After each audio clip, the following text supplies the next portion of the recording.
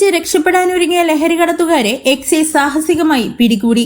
ഇന്നലെ ഉച്ചയ്ക്ക് 1:30 കാട്ടാക്കട നക്രാഞ്ചിറ സൂര്യ ഫ്യൂവൽസ് എന്ന പെട്രോൾ പമ്പിൽ വച്ചാണ് സംഭവം. നെയ്യാറ്റിൻകര എക്സൈസ് സർക്കിൾ ഓഫീസിലെ എക്സൈസ് ഇൻസ്പെക്ടർ അജയ്കുമാറും പാർട്ടിയും ഇന്നലെ ഉച്ചയ്ക്ക് കാട്ടാക്കട ഭാഗത്ത് പരിശോധന നടത്തവേ ഒരു ബൈക്കിൽ 3 പേരെ സംശയകരമായ സാഹചര്യത്തിൽ വരുന്നത് കണ്ട് കൈ കാണിച്ചിട്ട് നിർത്താതെ പോവുകയും അതിനെ പിന്തുടർന്ന് നക്രാഞ്ചിറ പെട്രോൾ പമ്പിൽ വെച്ച് തടഞ്ഞ് പരിശോധനയ്ക്കിറങ്ങിയ ഉദ്യോഗസ്ഥരെ ആ 3 സംഘം ആക്രമിച്ച് രക്ഷപ്പെടാൻ ശ്രമിക്കുകയും തുടർന്ന് പ്രതികളെ സാഹസികമായി എക്സൈസ് ഉദ്യോഗസ്ഥർ കീഴ്പ്പെടുത്തുകയുമായിരുന്നു.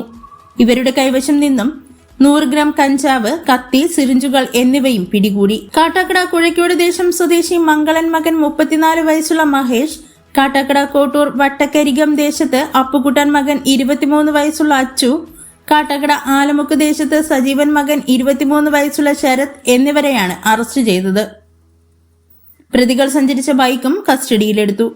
നെയ്യാറ്റിൻകര എക്സൈസ് സർക്കിൾ ഓഫീസിലെ excise inspector AK Ajaykumar, assistant excise inspector Jayachandran, preventive officer Vipin P, civil excise officer Shindo Ibrahim എന്നിവരാണ് എക്സൈസ് സംഘത്തിൽ ഉണ്ടായിരുന്നത്.